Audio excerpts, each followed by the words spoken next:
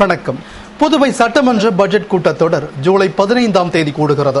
அன்றைய தினம் முதலமைச்சர் ரங்கசாமி பட்ஜெட் தாக்கல் செய்கிறார் என்று சட்டமன்ற செயலர் அன்பழகன் அறிவித்துள்ளார்.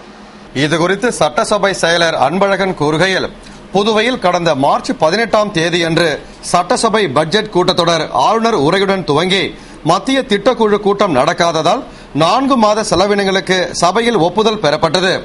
இந்நிலையில் கடந்த 27ஆம் தேதி டெல்லியில் நடந்த திட்டக்குழு கூட்டத்தில் புதுவைக்கு 2000 கோடி திட்ட ஒதுக்கீடு செய்யப்பட்டது. இதனைத் தொடர்ந்து புதுவை சட்டமன்ற பட்ஜெட் கூட்டம் வரும் 15ஆம் தேதி பகல் 12:30 மணிக்கு கூடுகிறது. அன்றைய தினம் 2013-14ஆம் ஆண்டிற்கான பட்ஜெட்டை நிதித்துறை பொறுப்பு வகிக்கும் முதல்வர் ரங்கசாமி தாக்கல் செய்கிறார். மேலும் புதுவை அரசு நிதி நெருக்கடியை சந்தித்து வரும் நிலையில் புதிய வரிகள் விதிக்கப்படுமா, வரி சலுகை அளிக்கப்படுமா என்பது 15ஆம் தேதி தெரியவரும் என்றார். தொடர்ந்து சட்டசபை எத்தனை நாட்கள் நடைபெறும் என்பதை அலுவல் ஆய்வுக்குழு முடிவு செய்யும் என்று கூறினார்.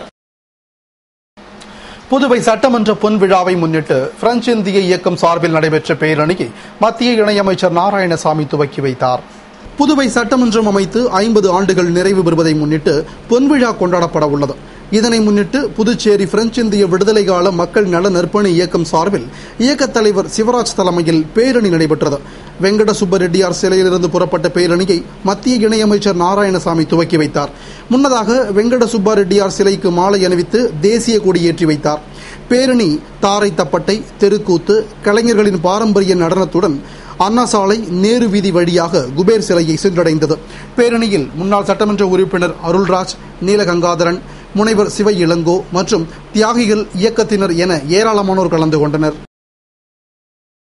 புதுவை ஜிப்மர் மருத்துவமனையில் மனநல அறிவியல் கருத்தரங்கினை முதலமைச்சர் ரங்கசாமி துவக்கி வைத்தார். புதுவை ஜிப்மர் மருத்துவமனையில் இந்திய மனநல மருத்துவர் சங்கத்தின் வருடாந்திர மாநாடு நடைபெற்றது. மாநாட்டில் சிறப்பு விருந்தினராக முதலமைச்சர் ரங்கசாமி கலந்து கொண்டு மாநாட்டை துவக்கி வைத்து சிறப்புரையாற்றினார் மற்றும் கருத்தரங்க மலரை வெளியிட்டார். மாநாட்டில் மனநலத்திற்கும் உடல் நலத்திற்கும் இடையே உள்ள தொடர்பு என்னும் தலைப்பில் அறிவியல் கருத்தரங்கம் விவாதம் நடத்தப்பட்டது. கருத்தரங்கில் ஜிப்மர் இயக்குநர் டாக்டர் ரவிக்குமார், தலைவர் டாக்டர் அசோக் குமார், சிறப்பு அழைப்பாளர் டாக்டர் பகதூர் முஹைதீன், டாக்டர் தியாகராஜன், உலக மனநோய் மருத்துவ மண்டல தலைவர் டாக்டர் திருநாவுக்கரசு, டாக்டர்கள் அசோகன், ரவி, ராஜ்குமார் ஆகியோரும் மற்றும் மனநல மருத்துவர்களும் உரையாற்றினர்.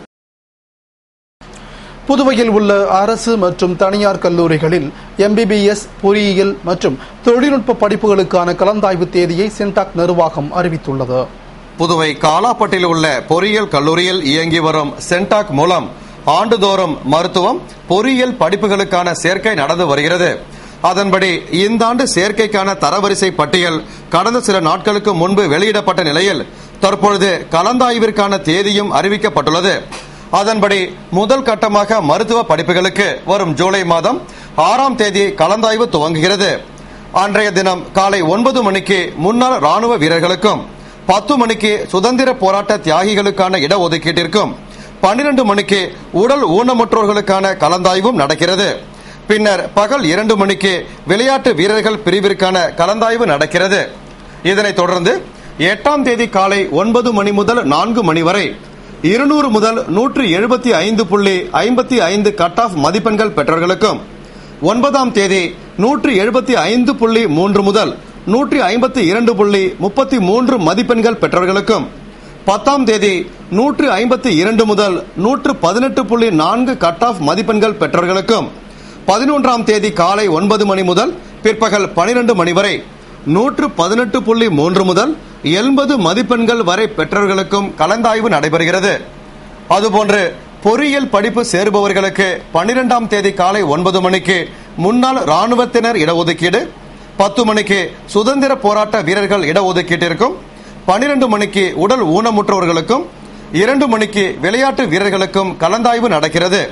அதனைத் தொடர்ந்து 15ஆம் தேதி 199 முதல் 179 வரை கட் ஆஃப் பெற்றவர்களுக்கும், 16ஆம் தேதி 178.67 முதல் 157.3 வரை கட் ஆஃப் வைத்திருப்பவர்களுக்கும், 17ஆம் தேதி 157 முதல் 137 வரை கட் ஆஃப் மதிப்பெண்கள் பெற்றவர்களுக்கும், 18ஆம் தேதி 136.66 முதல் 113.66 வரை கட் ஆஃப் பெற்றவர்களுக்கும், 19ஆம் தேதி 113.33 முதல் 80 மதிப்பெண்கள் வரை உள்ளவர்களுக்கும் கலந்தாய்வு நடக்கிறது. இதனைத் தொடர்ந்து பிஃபார்ம் படிப்பிற்கு கலந்தாய்வு நடக்கிறது என்று சென்டாக் நிர்வாகம் அறிவித்துள்ளது. புதுவை அறிவியல் தொழில்நுட்பம் சார்பில் கதிர்காமம் அரசு பெண்கள் பள்ளியில் நடைபெற்ற சுற்றுச்சூழல் விழிப்புணர்வு மூலிகை கண்காட்சியை முதலமைச்சர் ரங்கசாமி துவக்கி வைத்து சிறப்புரையாற்றினார்.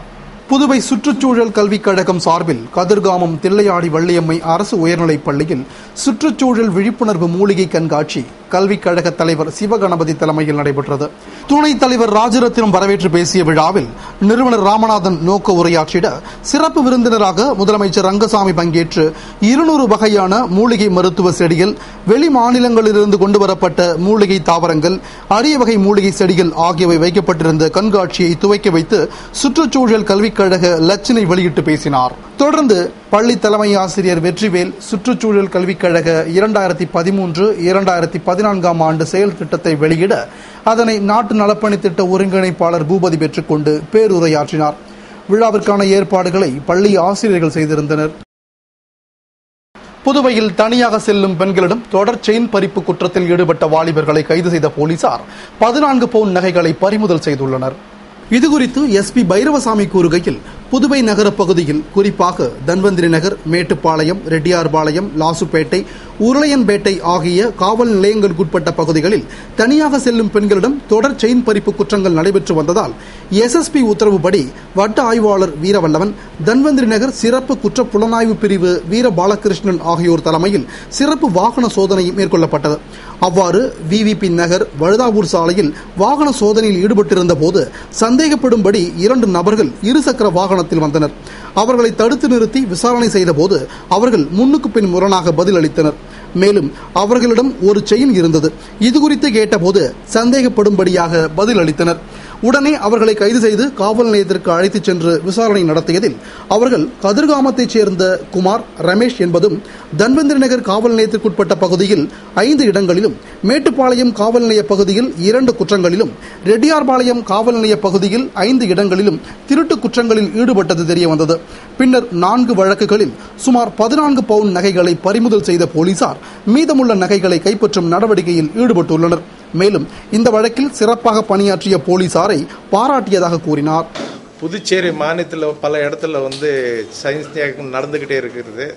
இது சம்பந்தமாக ஐஜிபி, டிஐஜி, எஸ்எஸ்பி உத்தரவுப்படி நாங்கள் இன்டென்சிவ் நைட் பெட்ரோலிங்கு, டே பெட்ரோலிங்கு எல்லாம் பண்ணிக்கிட்டு இருக்கும்போது வாகன செக்கிங்கில் 2 நபர்கள் சந்தேகப்பட்டு பிடித்து விசாரணை செய்யும்போது அவங்களோட பாக்கெட்டில் ஒரு செயின் இருந்தது.